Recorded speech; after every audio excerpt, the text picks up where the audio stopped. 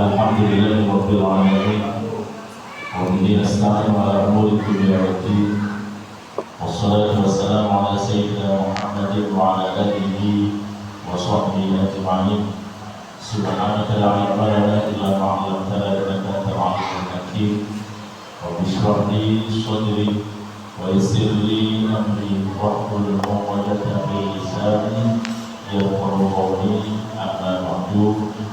Para jemaah Masjid Al-Kautsar, khusus para pengurus Masjid Al-Kautsar yang dirahmati Allah Subhanahu wa taala.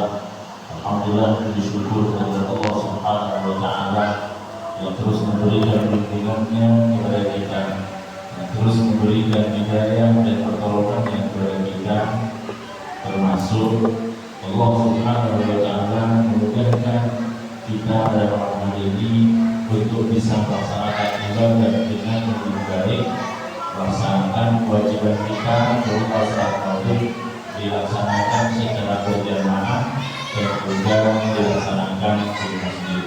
Ini adalah nikmat, sekali lagi nikmat yang luar biasa yang diberikan dari Allah kepada kita, karena tidak semua orang bisa melakukan ibadah semacam ini.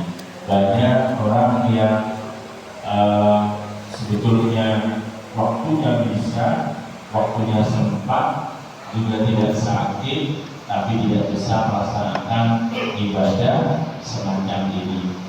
Termasuk seperti sholat subuh. Sholat subuh berjamaah ternyata bukan karena kita capek. Tidak sholat subuh berjamaah karena capek, karena kalau orang tersebut memang oleh Allah dikehendaki, oleh Allah dipanggil, diinginkan untuk melaksanakannya secara berjamaah di masjid, maka secapek apapun tetap bisa, tetap bangun, tetap akan berangkat ke masjid. Sebaliknya, ketika orang itu memang oleh Allah tidak dimudahkan untuk hadir untuk melaksanakan sholat subuh berjamaah, maka walaupun dia tidak capek juga tidak akan bangun. Semisal sudah berangkat, sudah istirahat jam 8, tidak bangun, terus tidur sampai subuh juga tidak bangun, baru bangun jam 6:30. Nah, ini perlu intervensi. Ada apa kok bisa seperti ini? Ada apa kok sholat subuhnya ketinggalan? Ada apa kok sholat subuhnya tidak bisa dilaksanakan secara berjamaah? Berarti ada kesalahan-kesalahan yang belum mendapatkan ampunan dari Allah. Maka kita segera memperbanyak istighfar dan memohon kepada Allah agar bisa dimudahkan untuk beribadah dengan cara yang lebih baik. Allahumma a'inni ala dzikrika wa syukrika wa husni ibadatika.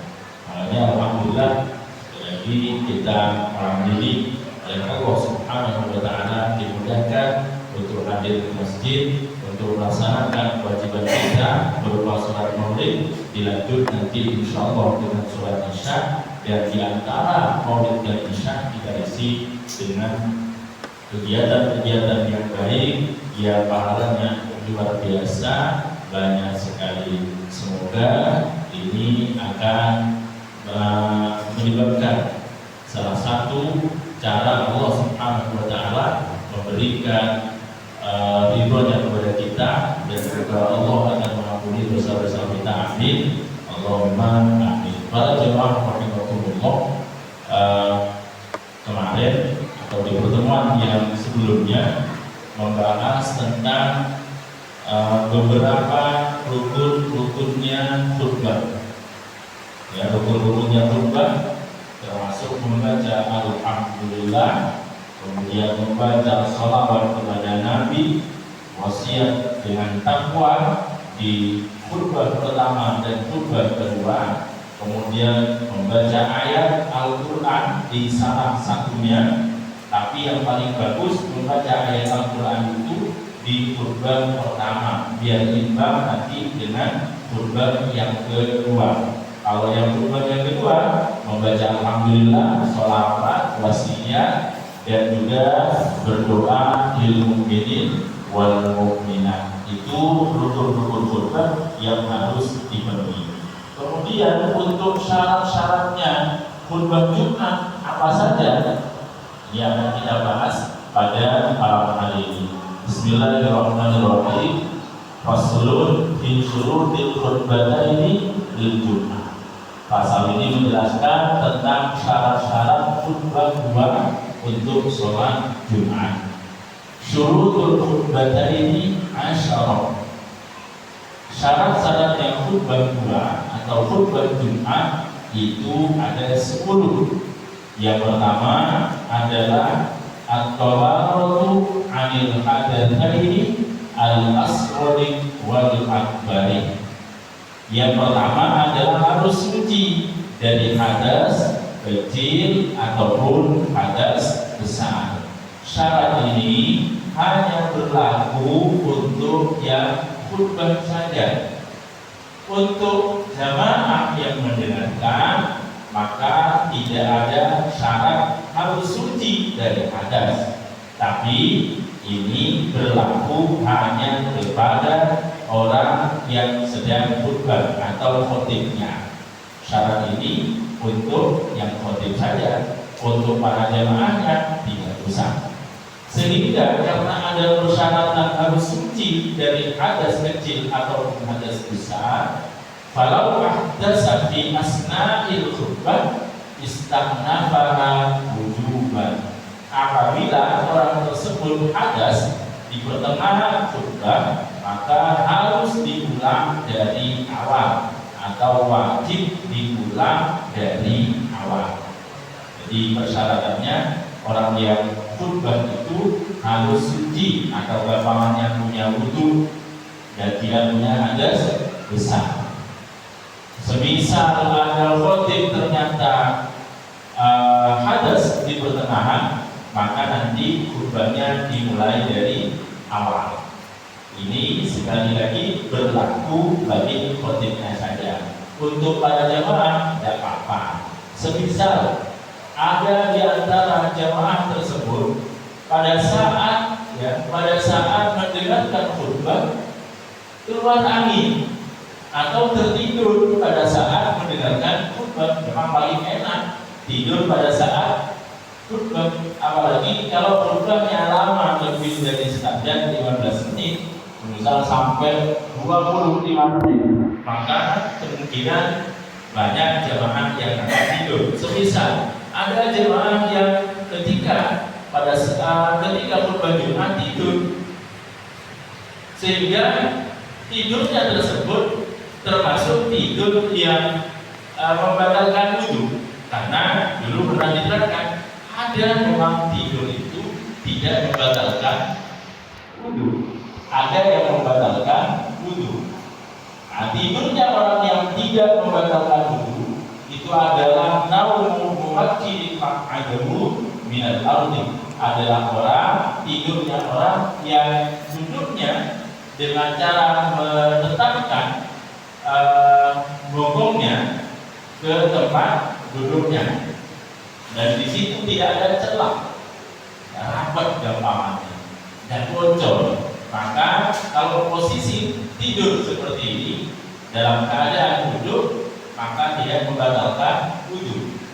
Ada yang membatalkan wudu, contohnya semisal dia duduk rapat begini, tetapi duduknya mungkin agak begini, atau lututnya agak ke atas, orangnya begini, maka yang jelas di sininya ada renggangnya, bocor. Semisal ada keluar angin, ya, ada angin nanti yang akan keluar, kemungkinan bocor lah modelnya. Mohon contoh seperti ini, tidurnya begini, ini bocor, ini bocor, ada celah di sini. Karena ketika orang tidur itu kemungkinan angin akan keluar dari lubang yang di belakang. Kalau orang tidur kemungkinan besar mazinahnya adalah keluar angin dari situ. Nah, tapi kalau umpama tidurnya seperti ini, seperti umpama Ustaz Nur sore duduknya seperti ini, maka umpama tertidur, maka dia membatalkan wudhu. Nah kalau beneran semisal tidur, ini kan miring, berarti di sini ada celah, maka termasuk yang membatalkan wudhu. Nah ini contoh, tidak apa-apa. Alhamdulillah ada contohnya. Atau mungkin tidurnya begini asalnya, tapi goyangnya bergoyang sampai begini, sampai parah, hampir jatuh. Nah, angkat. Nah di sini berarti ada celah, wudhunya batal.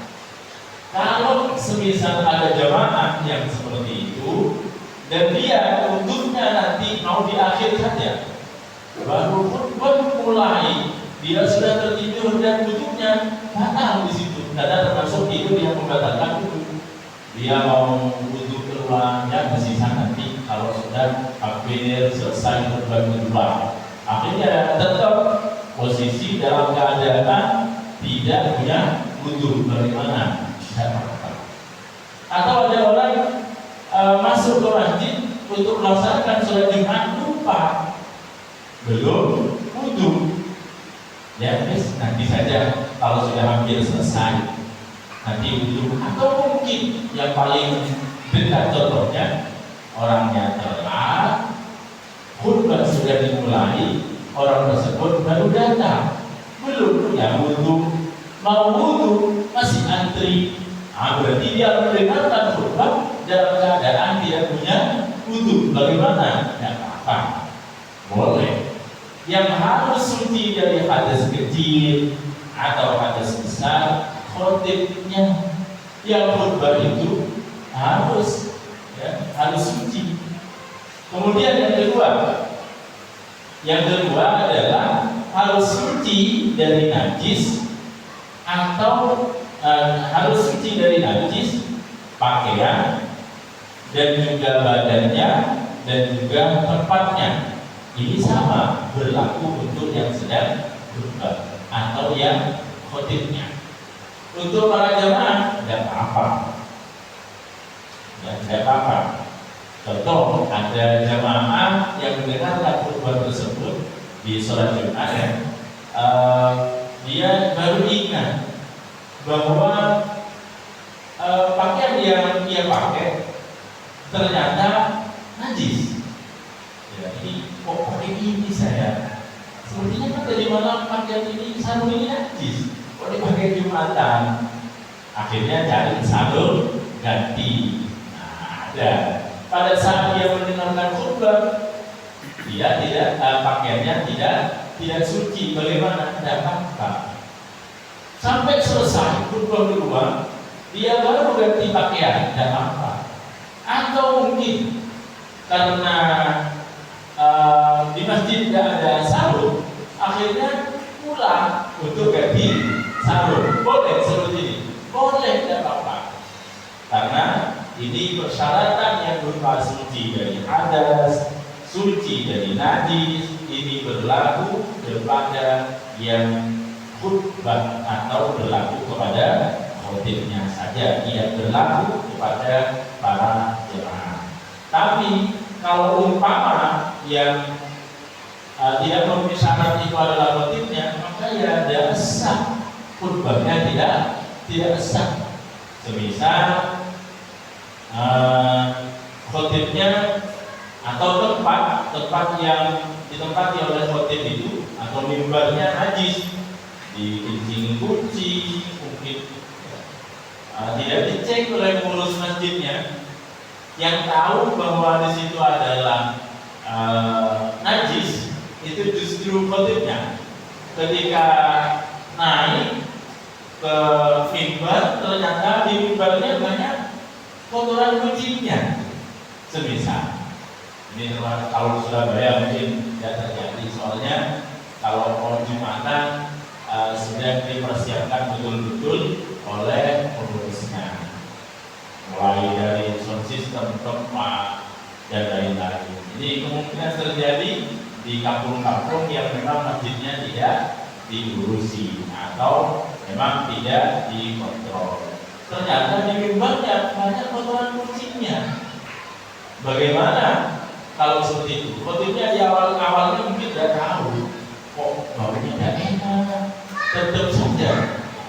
Dapat pertengahan, ternyata di mimbarnya tersebut banyak kotoran kucing. Ternyata di pinggir saya, di depan saya, di bawah saya. Maka bagaimana? Sudah banyak sekali lengkap sama kencing-kencingnya. Bagaimana kalau seperti itu? Maka khutbahnya tidak sah. Kenapa? Ada persyaratan yang berupa harus suci dari najis, pakaian, badan, dan tempatnya khutbah. Ya, tempat yang dibuat untuk khutbah. Yang ketiga, wasatul aurah, dan menutup aurat. Khotib itu ada persyaratan harus menutup aurat. Jika ternyata khotibnya tidak menutup aurat, maka tidak sah. Tadi ada persyaratan harus suci dari hadas, harus suci dari najis, harus menutup aurat. Kenapa kok berlaku kepada khotibnya saja, untuk jamaahnya kok tidak? Dijelaskan oleh para ulama karena li'anal khutbataini bimanzilati rok'ataini kama qila, karena khutbah dua itu seperti atau diposisikan seperti 2 rakaat sholat, atau mirip dengan sholat, atau disamakan dengan sholat. Bagaimana dengan sholat? Kalau orang sholat itu harus suci dari najis, harus suci dari hadas, harus menutup aurat. Kemudian kenapa khotibnya saja wa dalam bisul bibi lima, dan yang melakukan 2 khutbah itu kan cuma khotibnya saja, untuk para jemaah kan cuma pendengar saja. Yang melakukan khutbah yang dianggap sama seperti sholat ini adalah khotibnya. Berarti kewajiban yang tadi menutup aurat, harus suci dari najis, harus suci dari hadas, itu berlaku kepada yang pelaku khutbahnya. Sedangkan untuk yang jamaahnya kan cuma mendengarkan saja, dan tidak wajib. Itu alasannya. Kenapa ketentuan itu hanya berlaku kepada khutib? Karena khutbah itu seperti sholat 2 rakaat. Yang namanya sholat ya harus suci dari hadas, harus suci dari najis, harus menutup aurat. Dan yang melakukan khutbah yang khotib. Untuk yang jamaahnya tidak, makanya jamaah tidak wajib melaksanakan syarat-syarat 3 tersebut. Itu alasan kenapa khotibnya saja, untuk jamaahnya tidak. Berikutnya yang keempat, persyaratan untuk khutbah Jumat adalah al-qiyamu alal qadirin, yaitu harus berdiri bagi yang mampu. Harus berdiri bagi yang mampu. Ya, khotib itu harus berdiri kalau bisa. Kalau tidak bisa, maka namanya udur, sama dengan sholat. Sholat itu wajib berdiri bagi yang mampu. Bagi yang tidak mampu, tidak wajib. Tapi bukan berarti langsung boleh duduk, tidak. Tetapi sebisa mungkin atau semaksimal mungkin berdiri dulu. Kalau umpama dia betul-betul tidak bisa berdiri, baru nanti bisa duduk. Itu ada aturan-aturannya. Kemudian berikutnya yang nomor 5 adalah al-julusu bainahuma fawqa tumaninnatis shalah. Yang kelima adalah duduk di antara 2 khutbah dengan perkiraan tumaninah dalam sholat, berarti sebentar. Antara 2 khutbah tersebut dipisah dengan duduk ya di antara 2 khutbah. Berapa lamanya atau paling sedikit? Paling sedikit adalah seperti tumaninah dalam sholat. Ya, kalau bisa lebih dari tumaninah dalam sholat. Ya, kalau bisa. Nah, di sini dijelaskan wala yasamuradu bila jika aziyada alaihi bi ayyazida alaihi fi kullihi bi annahu la yushtaratu ziyada ala dzalik wa la yushtaratu fihi aslu tumaninah faqat. Nah, berarti paling sedikit itu adalah seperti tumaninah dalam sholat, sebagaimana duduk di antara dua sujud. Yang paling bagus atau yang sunnah itu adalah dengan perkiraan membaca surat Al-Ikhlas. Waktunya duduk itu perkiraan seperti membaca surat Al-Ikhlas. Kalau bisa, khotibnya pada saat duduk di antara dua khutbah tersebut membaca surat Al-Ikhlas. Tapi kalau di kita itu waktunya terserah dari bilangnya, ya. Kan yang Nabi bilang ketika duduk di antara dua khutbah itu bilang biasanya membaca sholawat. Nah, apakah itu sudah termasuk duduk atau waktunya sesuai, malah itu termasuk yang sunnah.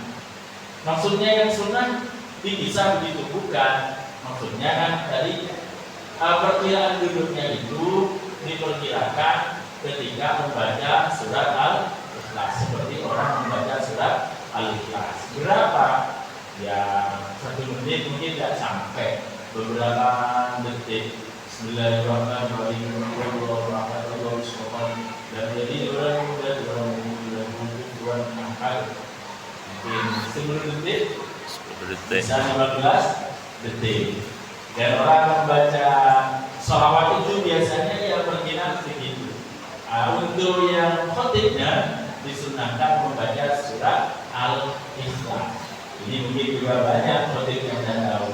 Setelah contoh sudah biasa, banyak khotib-khotib yang tidak tahu kalau ternyata ketika duduk di antara dua khutbah itu sunnah membaca surat Al-Ikhlas. Paling nanti ketika dikasih tahu mana baca apa, tidak baca apa-apa. Kok duduk enggak? Kan sunnahnya baca surat Al-Ikhlas.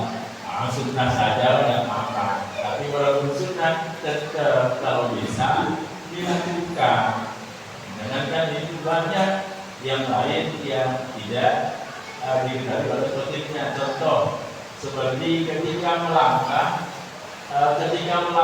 ke atas mimbar itu juga pelan-pelan. Sunnahnya pelan-pelan. Jangan ngebut. Apalagi tongkatnya sampai dibunyikan. Jangan. Itu pelan-pelan. Langkahnya juga pelan-pelan. Ada yang pernah tanya begini saya atau negur. Dan jadinya khotib di tempat saya, di masjid saya. Tapi tolong jangan dari organisasi titik-titik tidak saya sebutkan. Loh kenapa? Saya sudah kecewa 3 kali.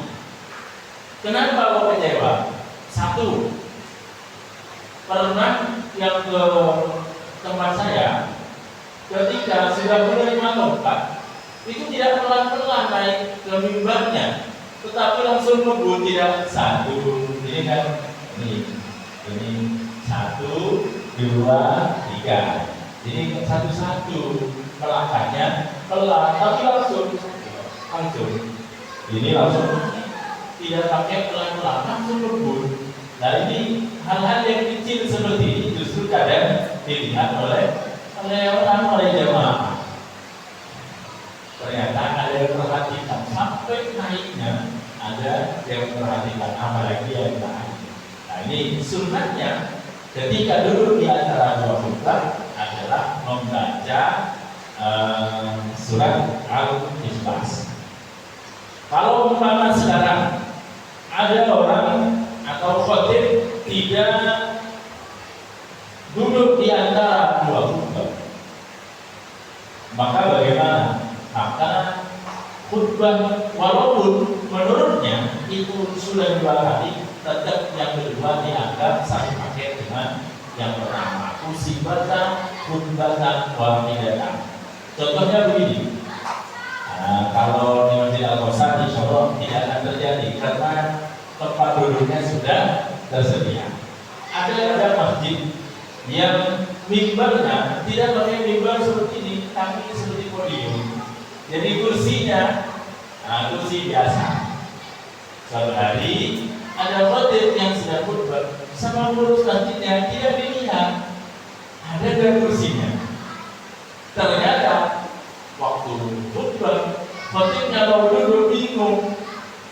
Ya, mungkin tapi kalau dari awal sebetulnya sudah ada umpama langsung berdiri, tidak duduk dulu, tidak persiapan, tidak lihat langsung ada yang model begitu, tidak diawali dengan duduk. Sebetulnya enak duduk biar bisa cek kursinya ada apa enggak. Ini tidak dicek dulu. Waktu khutbah pertama mau duduk dilihat, loh kok ada. Nah, akhirnya langsung dilanjut dengan khutbah kedua. Maka nanti khutbah yang kedua dianggap satu paket dengan khutbah yang pertama. Kalau sudah dianggap satu paket, berarti nanti nambah khutbahnya lagi. Karena khutbah yang kedua tidak dianggap khutbah yang kedua, tapi dianggap satu paket dengan khutbah yang pertama. Tapi ini kemungkinan yang sangat jauh. Karena ketika orang tersebut berkhutbah, ya, khotib itu khutbah, kemudian dia mau duduk, maka solusinya adalah caranya berhenti sejenak. Diperkirakan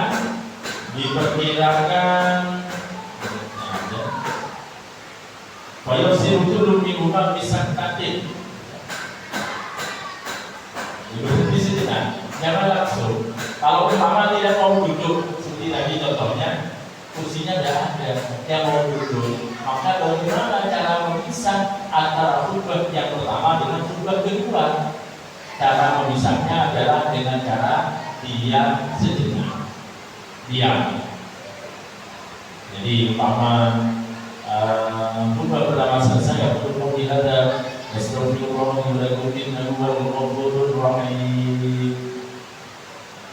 ada sholawat, itu pasti sudah terpisah. Walaupun umpama khotibnya dia mau duduk, tetap berdiri, tapi sudah dipisah dengan sholawat yang dari bilang. Nah, itu enaknya. Makanya tetap lebih bagus yang mana? Kan ada masjid-masjid tidak pakai sholawat, cuma dia khotibnya kadang nunggu. Nah, lebih enak yang pakai sholawat itu, lebih aman. Ya, lebih aman memisah antara khutbah yang pertama dengan khutbah yang kedua. Jangan pakai sholawat, dengan diam saja sejenak. Yang penting ada memisah antara khutbah pertama dengan khutbah yang kedua, itu sudah dianggap cukup. Apalagi masih dikasih sholawat oleh Bilal. Entah lagi kalau bilangnya waktu khutbah pertama selesai, duduk khotibnya, bilangnya tertidur, sehingga jamaah itu kok ada selawatnya sampai bilangnya dibangun selawat baru langsung komat kaget. Ada begitu ya kejadiannya. Seharusnya baca selawat karena pertengahan khutbah, karena mungkin kaget dibanguni langsung berdiri langsung komat.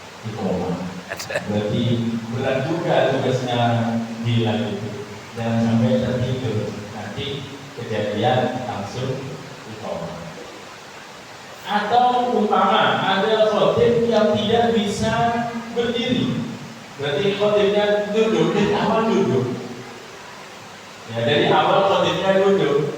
Maka bagaimana cara memisah antara khutbah yang pertama dengan khutbah yang kedua? Sama, yaitu dengan cara diam sejenak. Wa misluhu man khotaba qaliman wa lam yaktil 'alal julus aw khotaba mutadihan Bayat silukul minhuma disangkain, maka dipisah dengan diam sejenak. Tapi yang paling utama, kalau memang tidak bisa berdiri, ya tidak bisa berdiri, ya diganti. Al-aula diganti. Ada khotib tapi tidak bisa berdiri khotibnya. Misalnya sholat duduk, ketika khutbah itu juga duduk. Bagaimana? Maka yang paling utama adalah diganti khotib yang seperti itu. Ya. Yang paling utama adalah diganti. Pernah salah satu tempat pelaksanaan sholat Jumat, salah satu mall, itu khotibnya sudah sepuh, waktunya beliau sudah sepuh. Berhubung beliau sedang tidak sehat, sakit, kemudian pengurus masjidnya telepon saya, gimana kalau umpama khutbah hari ini khutbahnya itu pakai online, ya. Waktu khutbah online, video call lah umpamanya, pakai WA, pakai layar, orangnya dari rumahnya, yang khutbah dari rumahnya. Kemudian yang mendengarkan jamaah di salah satu mall tersebut, yang jamaahnya lebih dari 500 biasanya, sampai global TV di TV 2. Itu bagaimana kalau umpama online? Secara live lah. Saya bilang nggak usah dosa itu, ganti saja, kan yang lain hanya masa yang enak yang mau ganti karena ini senior tetap jangan, nggak bisa seperti itu. Ya diganti kan tidak apa-apa, kan banyak yang lain. Kita tulis Ustaz Boyodi dan Ustaz yang lain kan banyak. Masa harus 1000 orang yang tidak bisa? Kenapa saya menyampaikan demikian? Terlepas dari hukumnya seperti apa, tapi kalau melihat dari orang yang tidak bisa, al-aula lil ajiz al-istinabah, yaitu harus mengganti, ya, diganti dengan yang lain, jangan dipaksakan pakai yang itu. Berikutnya al-muwalah, ya. Al-muwalah bainahuma wa bainas shalah, bersegera nyambung antara dua khutbah tersebut atau dengan khutbah dengan sholat. Artinya khutbah pertama dengan khutbah kedua harus nyambung, jangan dipisah lama-lama. Atau khutbah dengan sholat itu juga dipisahnya dengan lama-lama. Jangan sampai lebih dari 2 rakaat dengan melaksanakan yang wajib-wajib saja, atau istilahnya ada ini diakopi mungkin, jangan lama-lama. Jadi antara sholat dengan khutbahnya juga tidak boleh lama-lama. Contohnya begini, semisal khutbah pertama, khutbah kedua sudah selesai, mau sholat Jumat, pengeras suaranya mic-nya bermasalah, masih memperbaiki mic sampai lama, sampai ada 10 menit, ini berpengaruh, ya. Tidak boleh seperti itu, harus nyambung. Berapa perkiraan maksimalnya? Perkiraan 2 menit. Kenapa saya mengatakan 2 menit? Karena 2 menit itu perkiraan orang sholat ambil yang wajib-wajib saja. Bisa sampai 1 menit lah gampangan. 1 menit, jangan lebih dari 1 menit. Sebentar bisa, jangan sholat dulu. Kenapa? Ini saya masih memperbaiki mikrofonnya. Bila sebentar, ternyata lama. Maka ini berpengaruh. Karena ada persyaratan yang berupa al-muwalah bainahuma wa bainas shalah. Antara khutbah pertama dengan khutbah kedua juga jangan dipisah lama-lama. Kemudian yang khutbahnya dalam sholat itu juga dipisahnya dengan lama-lama. Berikutnya wa takuna bil arabiyyah, khutbah kedua dalam sholat Jumat harus berbahasa Maksudnya adalah yang rukun-rukunnya saja. Alhamdulillah, sholawat, kemudian wasiat dengan takwa dan doa, membaca ayat Al-Quran, itu harus pakai bahasa Arab. Ini berlaku apabila dalam pelaksanaan sholat Jumat tersebut ada orang Arab atau orang yang paham bahasa Arab. Kalau jemaahnya umpama banyak yang tidak paham atau rata-rata bukan Arab, maka boleh tidak pakai bahasa Arab kecuali satu. Yang tidak boleh diterjemah itu satu dalam khutbah Jumat. Apa? Baca ayat Al-Quran. Maka tidak boleh pakai terjemahnya, harus pakai bahasa Arabnya, harus pakai ayatnya, sama dengan orang sholat membaca Fatihah. Tidak boleh diterjemah. Kalau yang lain boleh diterjemah. Semisal alhamdulillahnya memuji kepada Allah pakai terjemah boleh. Segala puji hanya milik Allah. Atau yang lain, alhamdulillah bersyukur kepada Allah Subhanahu wa taala, boleh seperti itu.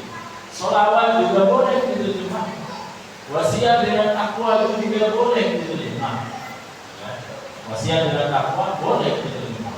Kemudian juga untuk doa juga sama, boleh diterjemah. Yang tidak boleh diterjemah cuma satu, membaca ayat Al-Quran.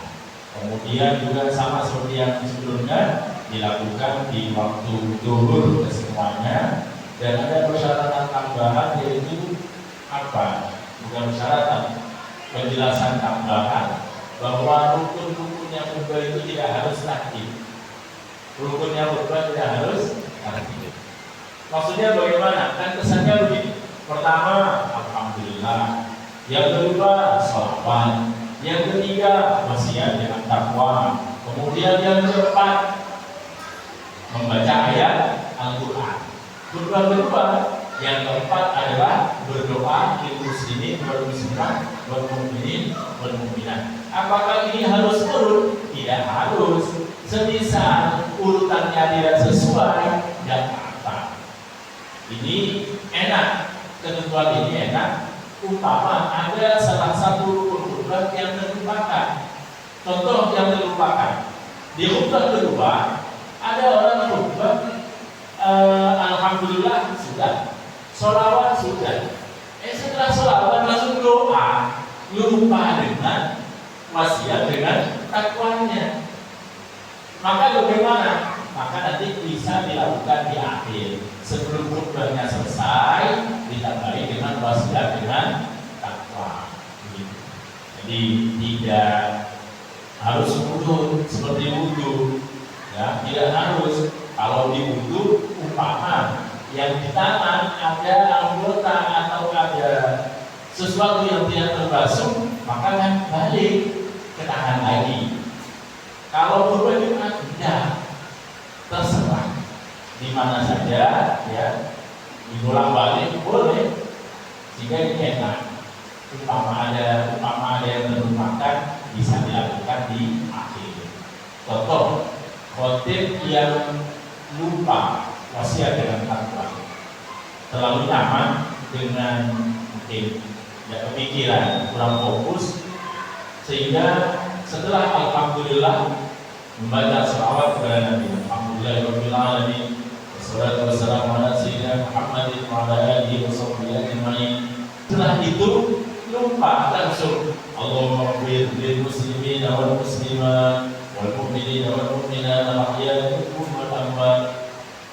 Nah, ketika seperti ini tegur sama jemaah, wasiatnya belum. Ketika wasiatnya belum, apakah harus pakai kitabullah seperti di akhir, seperti ketika biasanya? Ya harus.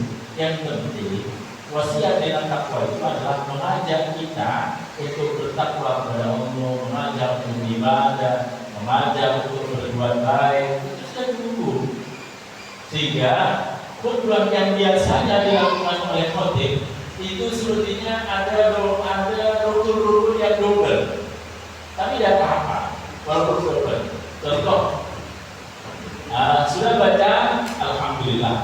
biasanya. Kemudian baca sholawat. Wasiat ittaqullah, wasiat dengan takwa. Berikutnya biasanya pakai wa'lamu annallaha ma'akum. Bismillahirrahmanirrahim. Wassalamu ala nabi innallaha wa malaikatahu yusholluna 'alan nabi shallallahu alaihi wasallam.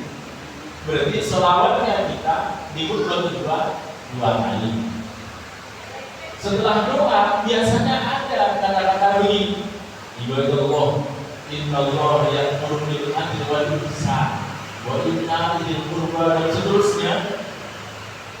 Maka kata-kata ibadallah itu walaupun kita tidak paham maknanya, itu juga wasiat dengan takwa. Berarti wasiat dengan takwanya dua kali. Yang pertama ittaqullah, yang kedua pakai ibadallah innallaha ya'muru bil 'adli wal ihsan. Wahai hamba Allah, sesungguhnya Allah itu memerintahkan agar kita adil, adil wal ihsan dan berbuat baik.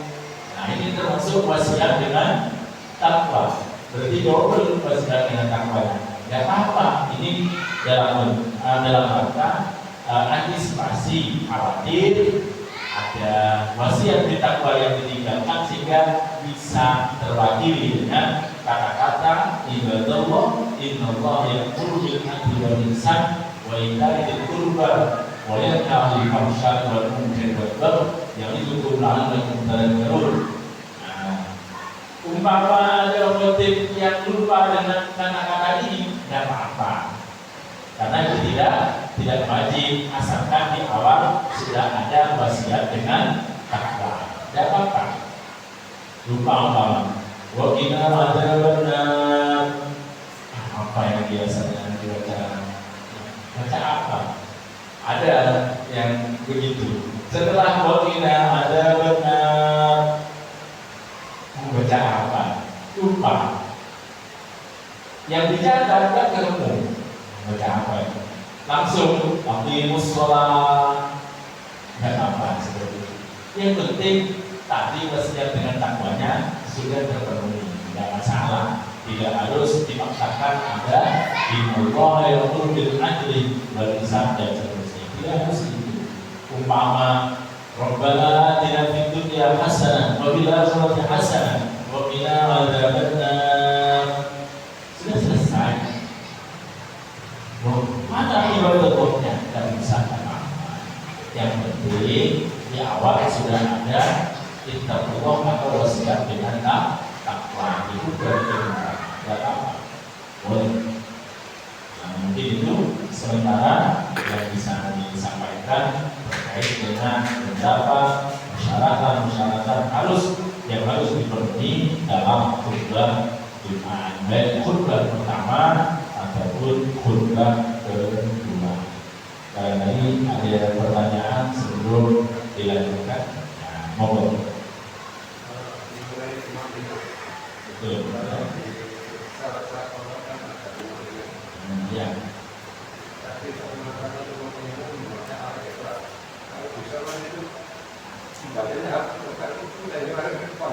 Oh iya, benar. Ya, terima kasih. Ini biar tambah jelas begitu Pak ya.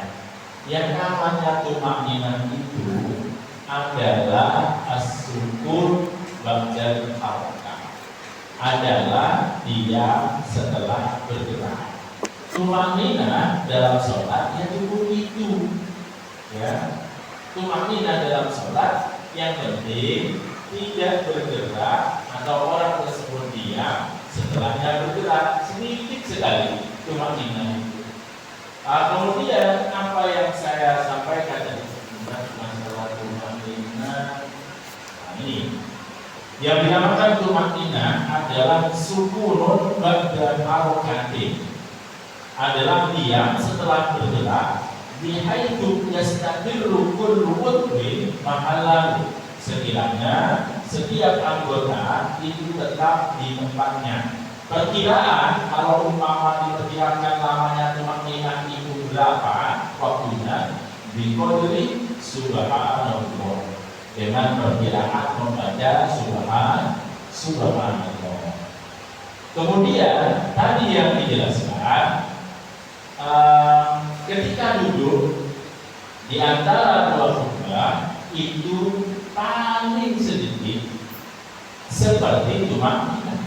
Berarti diqadri subhanallah. Cuma yang paling bagus lebih dari sekedar tumakninah, lebih. Nah, kalau umpama yang penting sudah cukup, berarti seperti tumakninah, perkiraan subhanallah. Kalau ingin yang lebih bagus, perkiraan lamanya khotib duduk di antara dua khutbah adalah perkiraan membaca surat Al-Ikhlas. Kalau bisa, ya baca sekalian, begitu. Jadi beda. Kalau yang di sholat itu tumakninahnya perkiraan diqadri subhanallah, perkiraan subhanallah. Kalau di khutbah Jumat duduk di antara dua khutbah itu paling sedikit itu seperti tumakninah, yaitu subhanallah, perkiraan membaca subhanallah itu paling sedikit. Tapi yang paling bagus lebih dari sekedar subhanallah, yaitu membaca Al-Ikhlas. Nah, demikian Pak ya. Terima kasih atas pertanyaannya. Ini biar tambah jelas. Ya, dikatakan sama ya sama, cuma masalah sedikitnya. Masalah paling banyaknya kalau duduk di antara dua khutbah itu adalah perkiraan membaca surat Al-Ikhlas. Ya, ada lagi? Ya. Terkait ketika Bilal mengatakan atau mengungkapkan sebuah hadis tiga kita Islam kita yang lagi pakai aktif itu tidak ada ini, kemudian dilanjutkan tafsir itu masalah orang itu yang saya tanyakan ini Ustaz. Yang pertama, tafsir itu masalah itu apakah termasuk deretan dan garisnya? Itu yang pertama. Yang kedua, sudah menjadi tradisi atau biasa ketika khotib naik mimbar itu di masjid itu ada kotak keliling, sehingga sudah menjadi biasa. Yang saya tanyakan, apakah kotak keliling yang berjalan itu masuk dalam kategori hadis itu wasbaqo itu atau bagaimana? Terima kasih. Mengenai bacaan daripada Bilal yang biasanya Nabi Hurairah yang begitu biasanya, "Idza qulta li sahibika yawmal jum'ati anzil." Ya. Dan begitu. Itu memang hadis, "Idza qulta li sahibika yawmal jum'ati anzil." Nah, itu memang hadis, juga biasanya kok dilanjutkan dengan yang bukan hadis. Contohnya, tidak berkesan jawaban mengadil sih,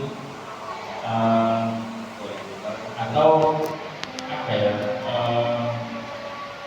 Idza sa'idal khatib, idza sa'idal khatib 'ala al-minbar fala yatakallamanna ahadukum wa man yatakallam faqad lawa wa man lawa fala jum'ata lahu, dan begitu seterusnya. Ini biasanya yang terakhir bukan hadis. Contohnya wa man lawa fala jum'ata lahu, ini digabung-gabung. Kemudian untuk yang ansitu itu juga bukan hadis. Ansitu huwa salawati wa rahmatullahi. Ya, apa ya solusinya? Pakai yang hadis murni, kemudian untuk yang ansitu untuk memisah itu mungkin dipisah dengan sakta tadi, diam sejenak. Yang bukan hadis nanti dipisah. Yang bukan hadis dipisah. Contohnya, idza sa'idal khatibul minbar fala yatakallam ahadukum wa man yatakallam, ada begitunya. Enggak usah membayar dalam qadar wa fala jum'ata. Itu terusannya yang bukan hadis ya jangan diberhenti. Kemudian yang ansitu, sebelum membaca ansitu dipisah. Ya, dipisah. Solusinya mungkin kalau menurut saya dipisah. Yaitu ansitu wasma'u wa ati'u rahimakumullah, itu dipisah dengan hadis yang dibaca di sebelumnya. Biar tidak disangka itu juga termasuk hadis, karena ansitu wasma'u itu bukan hadis tapi ucapan daripada Bilalnya tersebut. Nah, termasuk ucapan Bilal tersebut. Kenapa kok saya memberikan solusi sebentar? Karena kalau di Yasin itu entah apa, kalau dari awalnya sulit, kalau belajarnya kan gampang. Inna na'lamu ma yusirruna wa ma yu'linun. Wa fala yahzunka qawluhum. Inna na'lamu ma yusirruna wa ma yu'linun. Nah, ini juga kan ada waqafnya. Ya, jangan dilanjut sebentar. Tidak apa-apa. Kalau boleh saya. Tidak apa-apa ya. Biar lengkap. Itu Ustaz. Baca surat Yasin. Anda kaitannya pertanyaan tadi, kota infak yang berjalan ini apa mengganggu masuk pada ansitu? Sebentar, habis ini. Nah, Sebentar. Saya Bila yang suka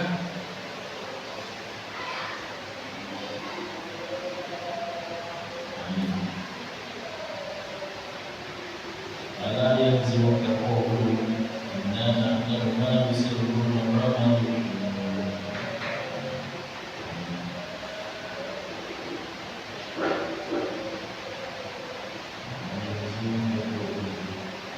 La yastati'una nasrahum wa hum lahum jundun fala yahzunka qawluhum inna na'lamu ma yusirruna wa ma yu'linun. Karena memang kalau bisa wajib berhenti. Fala yahzunka qawluhum. Kemudian inna na'lamu ma yusirruna wa ma yu'linun. Saya cari di tafsirnya.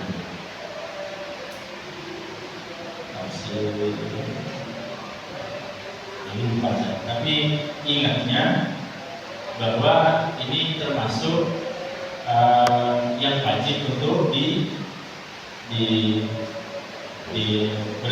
berhenti itu rokok. Kalau yang sudah berhubung laka laskan mursalan wa ibadalika inna na'lamu yusirruna wa ma yu'linun. Termasuk banyak ayat-ayat yang lain. Jadi karena memang bukan termasuk satu pakola atau yang mengucapkan satu, makanya ini dipisah. Makanya kalau di Al-Quran ada istilah mim waqaf lazim, maka harus berhenti. Kembali ke yang tadi, berarti yang bukan hadis itu jangan dicampur dengan yang hadis. Terkait dengan kota amal, apakah termasuk bagian dari yang tidak wajib begini, dalam sholat Jumat itu, dalam pelaksanaan khutbah Jumat itu, kita memang harus istami'u atau harus mendengarkan, atau harus insot ansitu, dia mendengarkan dan jangan repot dengan yang lain. Ya, jangan repot dengan yang lain. Itu dalam rangka istima, ya, dalam rangka ansitu wasma'u tadi. Termasuk kota amal yang berjalan pada saat khutbah Jumat itu juga termasuk mengganggu atau bagian dari yang tidak ansitu wasma'u. Maka ketika khutbah Jumat sudah dimulai, jangan sibuk dengan yang lain, termasuk kota infak yang berjalan. Maka jangan. Solusinya gimana kira-kira? Kalau di sini apa dia datang? Pada saat khutbah ya? Iya. Kalau umpama sebelum itu ada pengumuman biasanya. sudah dicoba? Coba belum? Karena juga apa? Iya. Ini kira-kira kalau umpama sebelum khutbah Jumat diajarkan. Maksudnya sebelum khotibnya memulai khutbah, kira-kira biar lebih sempurna sholat Jumatnya. Bahkan kita kapan mau memulai kurban ini? Ini sangat termasuk yang tidak dianjurkan.